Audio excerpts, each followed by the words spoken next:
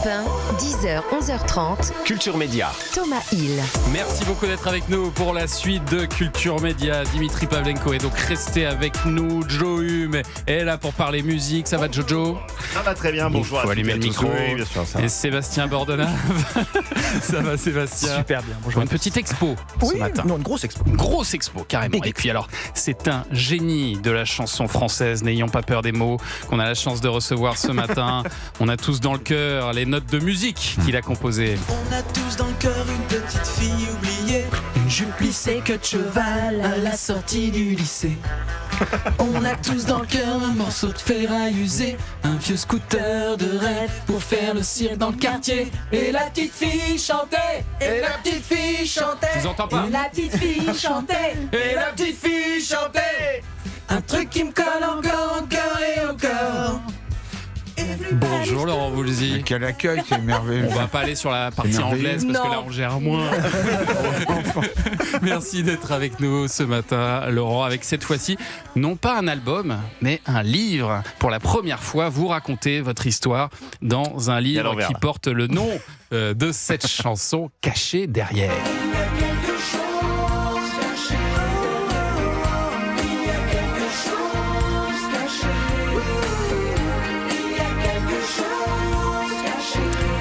Essayer de savoir ce qui se cache derrière Laurent Voulzy. Ce sont donc vos mémoires. Vous êtes quelqu'un de très pudique. Et c'est vrai que le titre caché derrière, il était tout trouvé, il était parfait pour vous.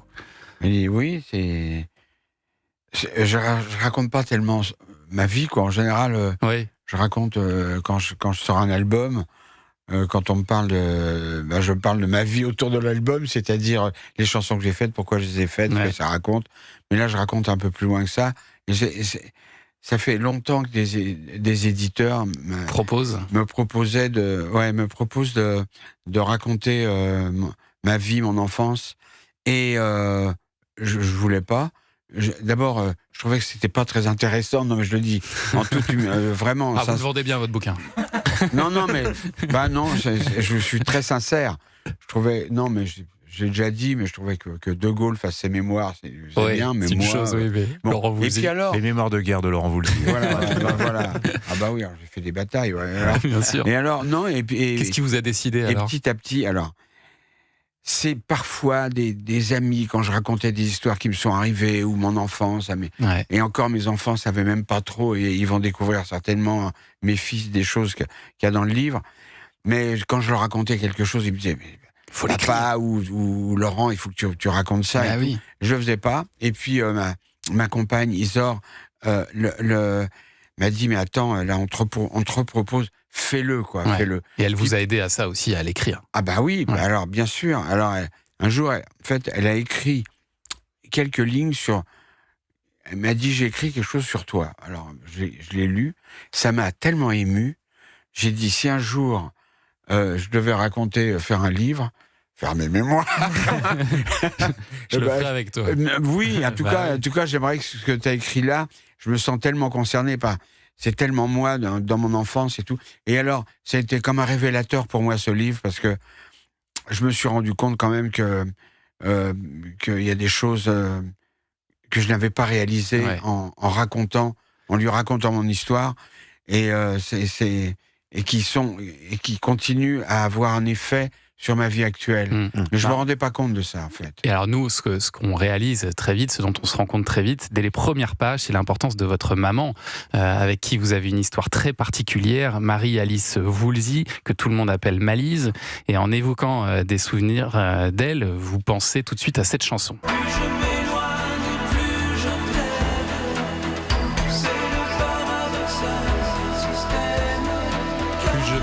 Plus je t'aime, c'est le paradoxal système. Magnifique parole de votre complice de toujours, Alain Souchon, qui a mis des mots sur ce que vous avez vécu, Laurent Voulzy. En fait, votre mère vous a mis en nourrice de vos 3 ans à vos 9 ans. Ouais. Mais vous n'avez aucun souvenir de cette séparation. Du moment de la séparation, non, en tout cas. J'ai des souvenirs de la séparation, non. Des gens chez qui j'étais pendant cette période-là, oui. Oui, parce que ça, c'était difficile. Mais oui, alors il y a eu une période qui paraît difficile, mais en fait, j'ai réalisé dans le livre, j'ai déjà dit, mais je leur dis, vous savez, quand on écrit à l'encre sympathique. Et d'un seul coup, quand on chauffe, il y a quelque chose qui se révèle. Et en fait, en parlant de mon enfance, il y a quelque chose qui s'est révélé. Il y a quelque chose de profond qui s'est réveillé en moi. Et en même temps, de toute ma vie, etc., qui est quand même un peu romanesque, un peu, pour certains côtés. Il y a des gens qui ont fait des choses bien plus romanesques. Mais ça s'est révélé et je vois l'effet que ça a sur ma vie actuelle. Effectivement, ma maman, j'ai été fabriqué en Guadeloupe.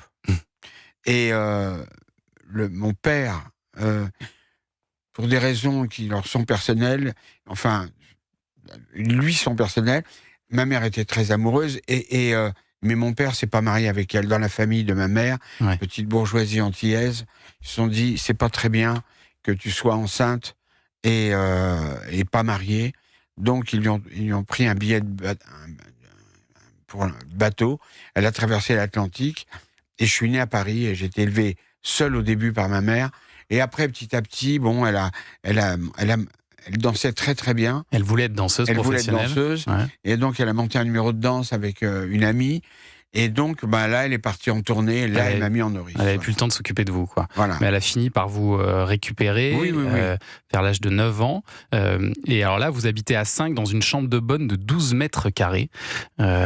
C'était des conditions assez précaires, quand même, votre enfance. Alors, c'est très curieux parce que quand je vois ça aujourd'hui, je me dis quand même, c'était dur, quoi.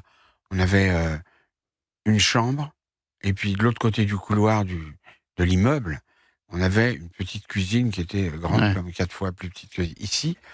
Et en même temps, j'étais pas malheureux. On vivait comme ça. 2-3 ans plus tard, mais alors après, on a eu on a eu 2 autres pièces. Donc là, j'ai eu ma chambre personnelle. Mais au début, effectivement, on habitait des chambres de bonne, quoi. Enfin, très, très petites, et on dormait à 5 dedans, quoi. Enfin, c'était spécial. Et vous revenez aussi sur votre père biologique, Laurent Voulzy. Vous le rencontrez pour la première fois à 15 ans. Et vous êtes choqué de voir vos 2 parents dans une même pièce, de les entendre même se vouvoyer. Ça vous a paru très étrange.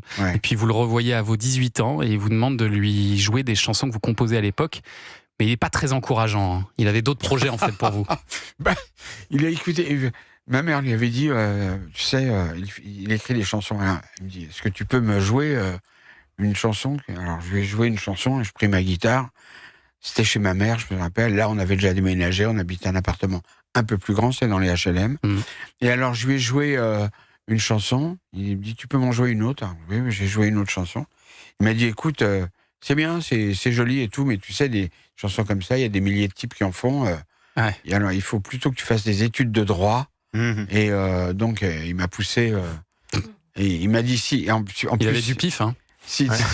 Il avait de l'oreille, surtout. Il avait de l'oreille. Si t'as ton bac et tout, je te paye ton billet. Parce que je connaissais pas encore la Guadeloupe du tout. J'y étais jamais allé, d'ailleurs. J'ai découvert la Guadeloupe, j'avais 35 ans. Et heureusement, vous n'avez pas eu votre bac.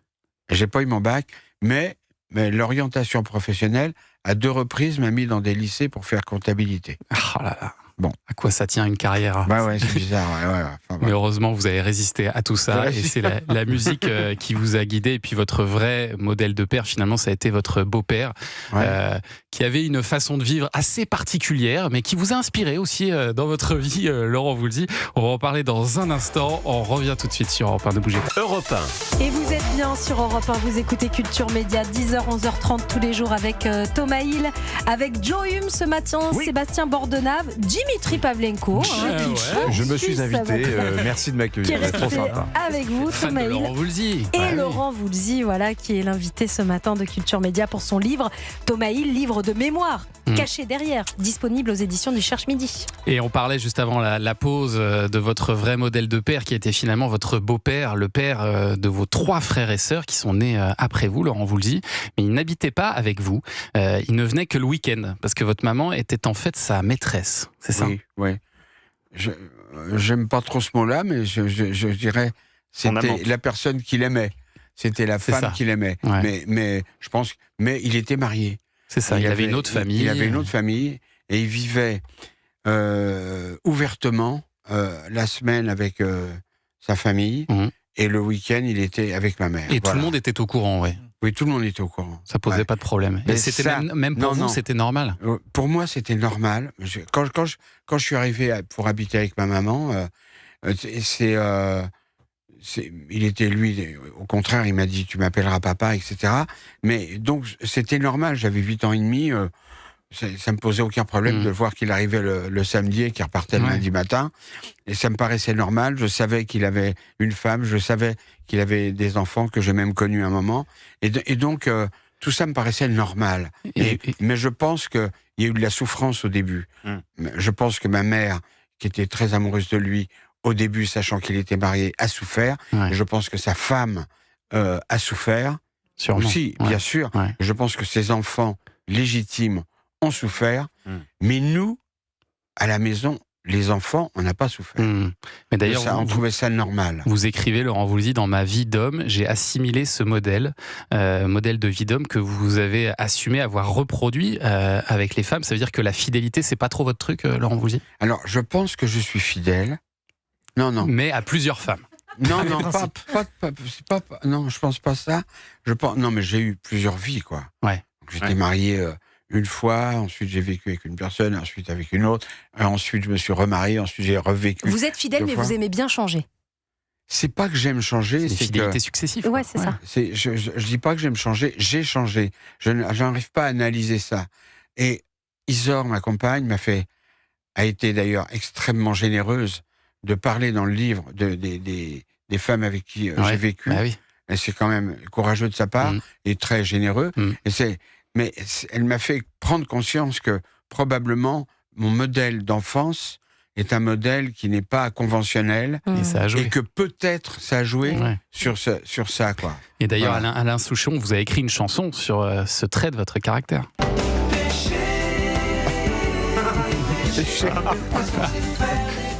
J'adore cette chanson. J'adore. Moi aussi, Je me j'adore. souviens du clip, ça passait au top 50 et tout, j'étais fan. Quel morceau, Ouais. quel morceau. Le rêve du Le rêve du pêcheur. pêcheur. Oui. Est-ce que les femmes de votre vie, vous pensez qu'elles ont souffert de ce rêve du pêcheur? Ben, certainement. Ouais. Oui, parce que c'est pas le pêcheur de poissons. C'est le pêcheur qui suit pas Alors, tout vous à fait savez, ce qu'il faut quand faire. on a écrit le titre, on n'a pas mis l'accent. Ah ouais. Le péché, c'est avec accent aigu, Ouais. et le pêcheur, c'est accent circonflexe. Ouais. Il n'y a pas d'accent sur le Chacun titre. choisit le Le pêcheur rêve qu'il du veut. pêcheur, il n'y a pas d'accent. Et puis Moi, alors- j'étais persuadé que vous pêchiez la carpe et tout ça. Il y a un qui sont cool. Mais moi aussi, Ah bah ouais, j'étais ouais. là-dessus. Avec mes yeux d'enfant, je voyais. Enfin, voilà. Bah oui, mais Moi, je pour- viens de le découvrir dans le livre. Bah ouais, Mais les ouais. chansons ont plusieurs textes selon Voilà. l'âge C'est ça qui auquel on est les fort. écoute. Alors, quoi. en ce qui concerne la pêche, Vous vous défendez. alors, je suis parti un jour tout seul sur un bateau pneumatique. On m'a expliqué comment on pêchait. J'étais en Bretagne. J'ai passé la journée avec plusieurs hameçons. Mhm. C'était terminé. J'ai rien ramené. Vous êtes revenu bredouille. Je suis revenu bredouille. Donc, en ce qui C'est concerne pour ça que c'est le rêve du en ce qui- pêcheur, pas voilà. le pêcheur. En ce qui concerne cette pêche-là, déjà, Zéro. Par contre, Plus fonctionner. Et alors, cette chanson Avec maintenant. aucun hameçon. Marie Galant, Saint-Vincent, loin Singapour, c'est nous. Alors, c'est pas du tout ce que vous croyez. C'est pas du tout bébé. Belle-Île-en-Mer, Marie-Galante, c'est l'un de vos plus grands succès, hein, Laurent Voulzy, qui a été élu même meilleure chanson des années 80. J'ai vu ça. Ah waouh. Et vous racontez dans Caché derrière les coulisses de la création de ce tube avec votre acolyte Alain Souchon. Et en fait, ça commence tout seul un soir. Vous avez un refrain comme ça qui vous vient en tête. Vous prenez votre magnétophone, vous enregistrez quelques accords à la guitare et puis vous allez vous coucher. Et comme d'habitude, le lendemain, vous réécoutez. Alors parfois, le lendemain, ça peut être une catastrophe. Vous dites non, vraiment, Exactement. c'est nul. Ouais. Mais là, vous dites je tiens quelque chose. Oui, mais voilà, j'avais pas l'idée de ce que donnerait cette chanson comme au point du succès, mais je trouvais la mélodie jolie, quoi. Ouais. Et donc le lendemain, alors, j'avais trouvé le couplet à la guitare. On parlait de guitare avec Dimitri. Dimitri, qui est guitariste, que je viens d'apprendre. Qui fut. Et Gratouille. Gratouille un peu, quoi. Il y a quelques accords on d'arpège. gratte tous à Bah oui. différents niveaux. Hein, donc, et le lendemain, j'ai trouvé la suite au piano. J'ai fait écouter la chanson à Alain. Et il m'a dit c'est joli. Bon, alors, donc voilà. Pas mal ton truc, Quand on s'est retrouvé la semaine suivante, il a écrit, le premier mot qu'il a écrit, c'est Belle-Île-en-Mer. Et moi, comme ma mère me parlait souvent de Marie-Galante, alors j'ai écrit, il a dit Belle-Île-en-Mer, j'ai dit Marie-Galante. Et en fait, il est parti là-dessus. Le génie d'Alain, c'est que en partant de ces deux îles, une qui m'était chère en Bretagne, puisque j'aime beaucoup évidemment la Bretagne, et je connaissais un peu Belle-Île-en-Mer, et Marie-Galante, parce que c'est l'histoire un peu de ma famille. En tout cas, ma mère a vécu à Marie-Galante quand elle était petite en Guadeloupe. Et donc, la chanson est partie là-dessus, et puis sur la solitude, l'isolement, etc. Donc voilà, la chanson est née comme ça. Bon, et puis il faut qu'on parle quand même de votre chanson préférée, Dimitri Pavlenko, de Laurent Voulzy, Les Nuits sans Kim Wilde. Alors ça aussi, c'est toute une histoire, Les Nuits sans Kim Wilde. On va en parler dans un instant sur Europe 1, et puis on va donner la parole à Sébastien Bordenave, qui est allé voir une expo. Ce serait temps, oui. Il serait temps que je bosse. Ce sera pas un pêcheur, ce sera un douanier. Ah, très bien. Voilà. Un douanier, un genre Rousseau. Genre comme ça. Genre Rousseau.